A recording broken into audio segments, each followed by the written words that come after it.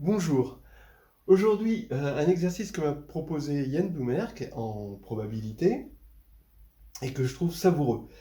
Et bon, je ne peux pas m'empêcher de le partager, évidemment. C'est le problème des dés pipés. Si on regarde un peu sur Internet, on se rend compte que c'est un problème assez célèbre. Ce que j'aime bien dans le problème, c'est qu'il est à la fois très, très pratique et qu'il a une solution théorique extrêmement élégante, plus une ouverture qui fait fructifier l'imagination d'un mathématicien.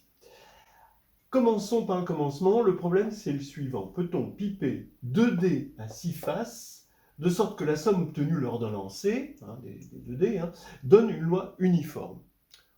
J'essaye de m'expliquer.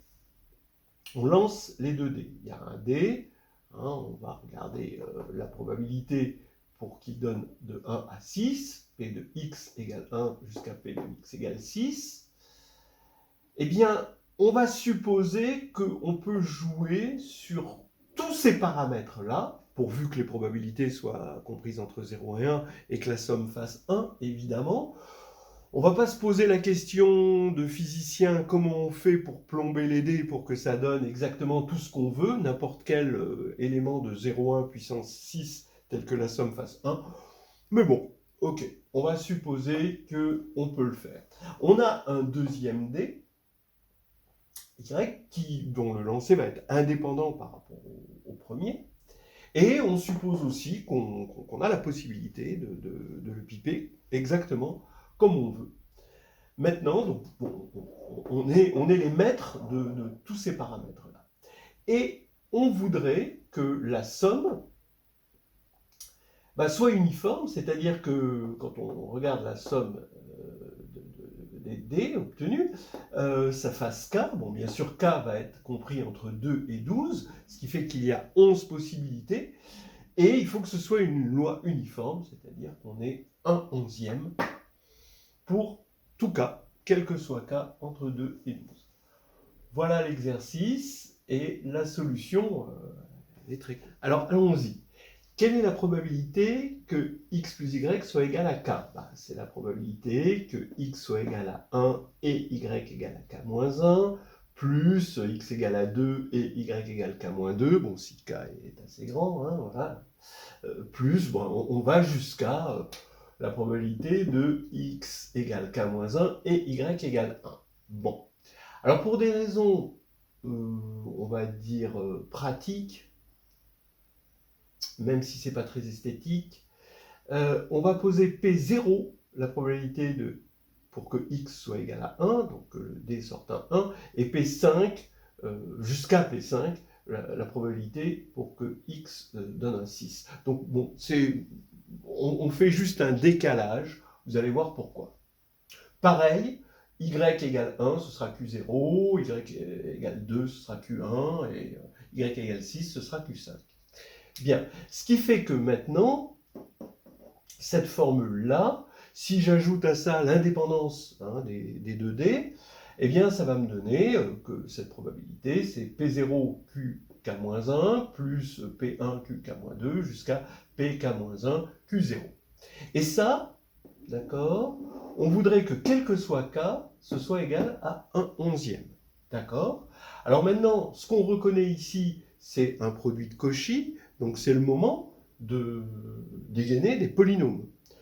En fait, finalement, on peut dire, vous voyez, comme dans la combinatoire, vous avez des séries génératrices qui nous permettent de parler de combinatoire, eh bien, dans les probabilités, ici, vous avez aussi des séries génératrices. Mais là, comme il y a un nombre fini de possibilités, c'est plus des séries, c'est des polynômes. Donc, on a une notion de polynôme générateur.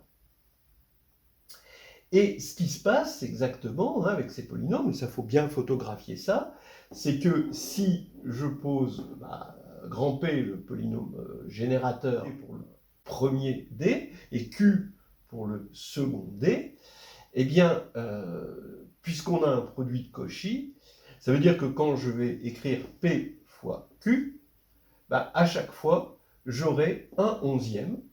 D'accord? Alors, bien sûr, là ici, le décalage se fait de 2, puisqu'on a fait un décalage de 1 deux fois, on va avoir des possibilités de 0 à 10. Et donc ici, on va avoir P fois Q égale 1/11 de 1 plus x puissance 10. Voilà. Hein.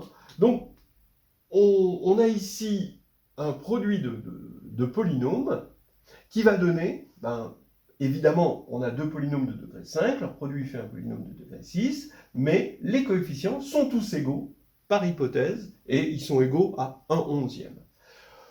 C'est pas si important que ce soit égal à 1/11, regardez ce qui va se passer. Ici, on reconnaît 1/11 de, ici, c'est x11 moins 1 sur x moins 1. Au passage, on reconnaît le polynôme cyclotomique phi11, mais on ne va pas partir sur les polynômes cyclotomiques. C'est des propriétés arithmétiques dont on n'a pas besoin. Hein, on va utiliser d'autres arguments. Et pourquoi c'est impossible? Parce que ce polynôme est de degré 5, il est réel de degré 5, il a forcément une racine réelle, celui-ci aussi, il a une racine réelle. Donc si on avait cette égalité, on aurait au moins deux racines réelles, alors qu'ici, ce sont les racines 11e de l'unité auxquelles on a enlevé 1, et comme 11 est impair, on sait qu'il n'y a pas de racine réelle, aucune racine réelle, et donc, c'est pas possible. Voilà, c'est terminé. Mais non, c'est pas fini, parce que notre cerveau de mathématicien ne peut pas s'arrêter là. Est-ce qu'on peut piper, alors on va dire, allez, ND à M face, alors au moins, hein, dans ce problème-là, on va supposer que les ND ont le même nombre de faces. Après, ça deviendrait un peu compliqué. Bon, voilà. De sorte que la somme obtenue lors d'un lancer donne une loi uniforme. Allez, c'est un deuxième exercice. Bon, là, celui-ci, dans le cas général, il est chaud. Il faut regarder des parités. Il y a des parités qui sont simples et d'autres parités qui sont moins simples. Et là, pour la petite histoire, bon, il y a une parité que je n'ai pas trouvée et que Yann est venu à mon secours. Merci à lui. Alors, ceux qui ont bien suivi la première preuve n'ont pas eu de mal à généraliser au cas où M, le nombre de faces, est pair. C'est-à-dire c'est la parité de 6, tout à l'heure, qui a fait que les polynômes étaient de degré 5 et donc de degré impair, et donc ils avaient tous une racine réelle, ce qui rentrait en contradiction avec les racines de l'unité, et il n'y en a pas beaucoup des réels. Une fois qu'on a enlevé 1, il y en a au max 1. C'est moins 1. Ok, alors donc si M est pair, on va faire pareil, on a des D qui vont donner des variables aléatoires x indice i de 1 à n, puisqu'il y a nd. On écrit les probabilités comme ça, P0, P1, PM-1 avec un indice supérieur I. Bon, la somme, évidemment, ça fait 1. Voilà, bon, ce sont des réels. Bon, ok, compris entre 0 et 1. Bon, et ce qui va se passer, c'est que la somme des ND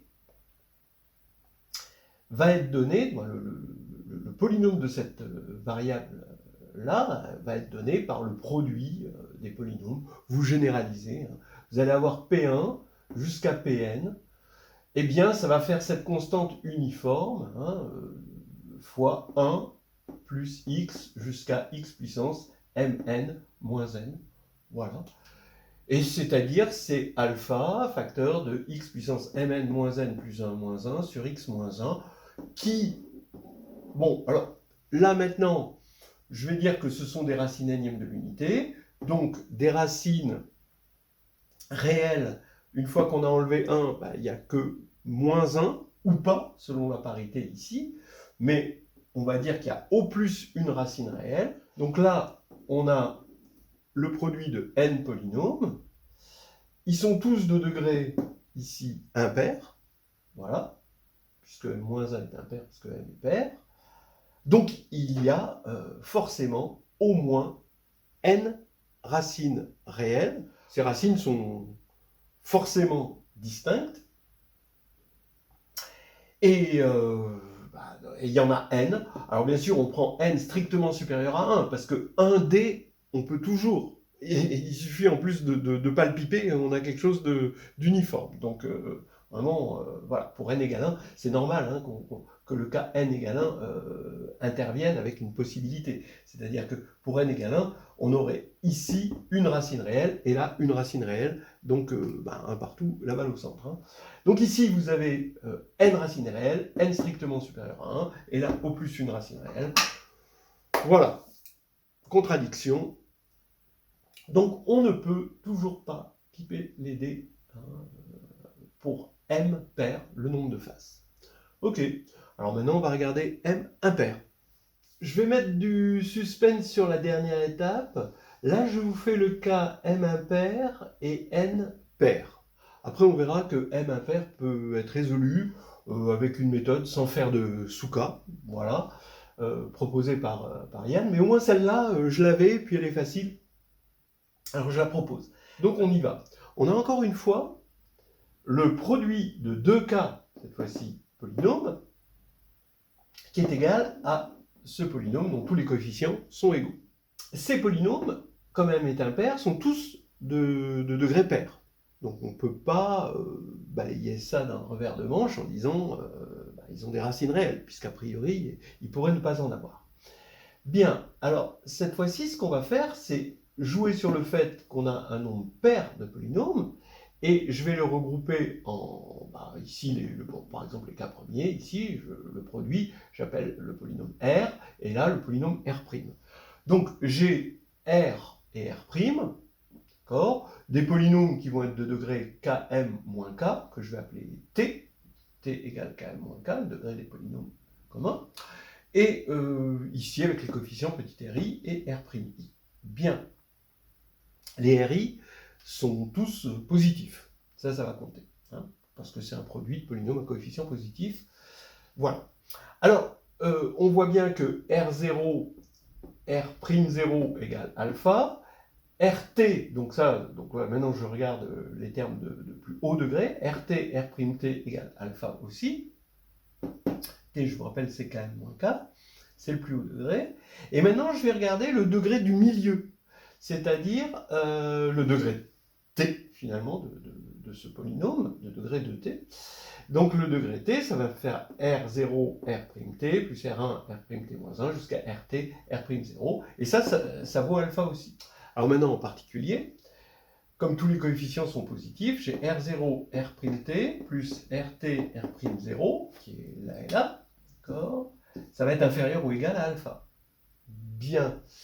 Donc ce qui veut dire, maintenant, je récupère R'0, ici, ça fait alpha sur R0. Bon, alpha est non nul, hein, donc tout ça, tout le RI ici, pour 0 et pour t, en tout cas, c'est non nul.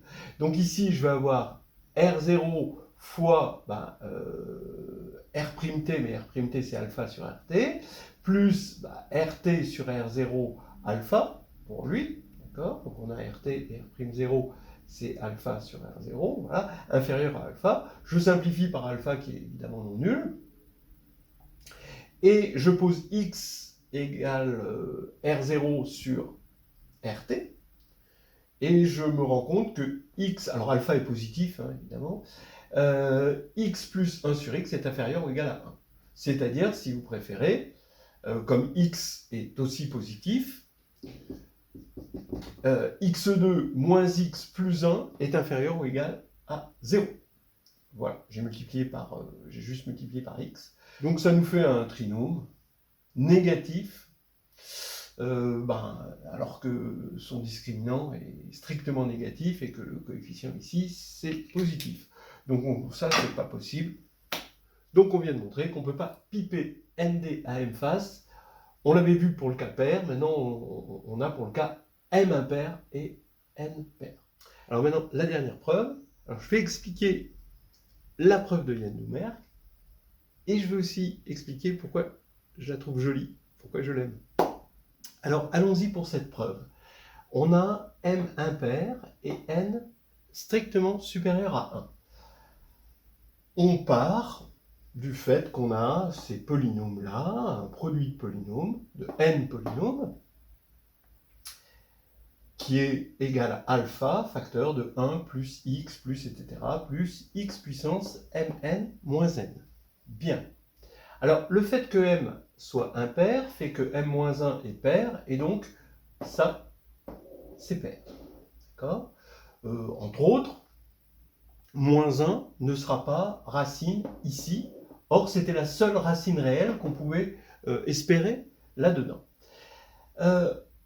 L'idée, et c'est une excellente idée, c'est la normalisation des pays. C'est-à-dire qu'on va juste remplacer chaque pays par un alpha i pays, de sorte à ce qu'ils soient tous unitaires.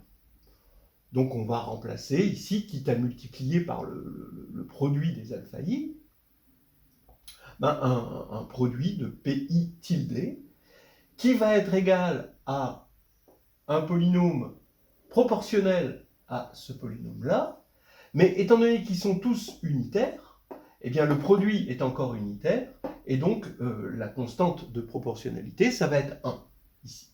Donc on a cette égalité-là, d'accord ?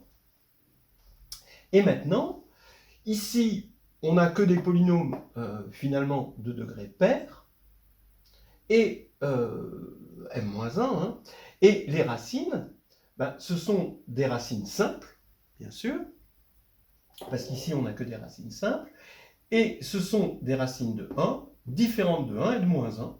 Donc elles vont arriver avec leur conjugué, parce que c'est des polynômes à coefficient dans R. D'accord ? Bien. Donc les racines des pi tilde viennent toutes par paire conjuguée. C'est-à-dire que pi tilde, ça va être le produit indice j, bon, de certains x moins zj, facteur de x moins zj bar. Voilà. Bien. Alors quand on fait le produit ici, bien, on obtient x2 moins zj plus zj bar, x plus 1. Parce que zj bar, c'est égal à 1. Hein. Toutes les racines de l'unité sont de norme 1. Bien. Alors, la remarque qu'on fait, c'est que ces polynômes-là sont symétriques, et le produit de polynômes symétriques est toujours symétrique. La somme, non, il faudrait qu'il soit de même degré, hein. mais le produit, oui. On n'a même pas besoin de parler de polynômes symétriques. Tout ce qu'on voit, c'est que le polynôme pi va être unitaire, et son coefficient en degré 0 va être forcément 1. On va se servir que de ça. Et ici, on a des choses symétriques. C'est intéressant, mais on n'a besoin que de la symétrie à ce niveau-là. Bien. Maintenant, je vais nommer P indice J, indice supérieur I avec un tilde, hein, le coefficient de ce polynôme-là, en xj. Voilà, et degré moins 1. Ce qui va faire que quand on va tous les multiplier ici, et qu'on va regarder le terme en x puissance m moins 1 là-dedans, on va avoir, entre autres, pour tout i, le terme où on a choisi p tilde m moins 1 pour le polynôme pi, p tilde i, et 0 pour tous les autres. Mais cette somme, elle participe à une somme plus générale d'un produit de Cauchy généralisé, hein, qui nous donne, lui, le terme en xm-1 du polynôme produit. Et comme tous les autres termes sont positifs, parce que tout ça c'est un terme positif, hein, évidemment, eh bien, cette somme-là, qui participe à la plus grande somme, le produit de Cauchy, généralisé, va être inférieure ou égale au coefficient ici, en xm-1, c'est-à-dire 1. Voilà, donc c'est inférieur ou égal à 1. Mais comme ici on n'a que des 1, ici on n'a que des 1, d'après ce qu'on a vu tout à l'heure, ici on a un 1, donc ça fait n qui est inférieur ou égal à 1. Or on avait dit n strictement supérieur à 1. Voilà, c'est terminé, et on a montré la contradiction. J'aime bien cette preuve. Pourquoi? Parce que c'est quelque chose de général en mathématiques, de normaliser pour obtenir de la symétrie. Ça, c'est quelque chose qu'on retrouve un petit peu partout. Je vais vous donner un exemple de normalisation qui apporte de la symétrie dans un autre domaine des mathématiques. Vous partez, par exemple, d'une forme quadratique définie positive. Vous prenez une base qui n'est pas, a priori, orthonormée. Donc, la matrice de Q, ça va être S, qui va être une matrice symétrique définie positive, mais qui ne va pas être l'identité. Alors, les matrices qui respectent la forme quadratique dans cette base vont vérifier M transposé SM est égal à S. Et donc ça va être des matrices de O de Q dans une base E qui n'est pas forcément orthonormée. Eh bien, là, évidemment, on a un groupe, puisque c'est un stabilisateur pour une action. Et ici, ce groupe n'est pas stable par la transposée. Vous pouvez essayer de trafiquer cette formule comme vous voulez. Le fait que M appartienne à O de Q n'implique pas que M transposé appartient à O de Q. C'est-à-dire qu'il n'y a pas de symétrie. C'est pour ça qu'il faut normaliser. Si vous prenez S égale identité, alors là, on retrouve le bon vieux groupe orthogonal ON. On a finalement normalisé dans l'orbite des matrices symétriques définies positives, on a normalisé S en l'identité. Et là, cette fois-ci, on montre qu'on a quelque chose qui est stable par la transposée, donc qui possède une certaine symétrie. La transposée va agir comme quelque chose de symétrique, puisque la transposée, quand on le fait deux fois, on retombe sur nos pattes, c'est l'identité. Voilà, donc ça c'est un petit exemple qu'on retrouve, et ça on s'en sert très très souvent, le fait que ON est stable par transposée. Voilà en gros ce que ça m'inspire, cette méthode. En gros, pensez à normaliser un problème pour tirer des informations de type symétrie, qui sont, vous le voyez, précieuses. Voilà, en conclusion, on ne peut pas piper ND, n strictement supérieur à 1, à M face en général, de sorte à ce que la somme obtenue soit uniforme. Même si on veut tricher, d'accord, même si on a des caprices, eh bien, la factorisation des polynômes fait que on se rend compte que nos caprices ont une limite.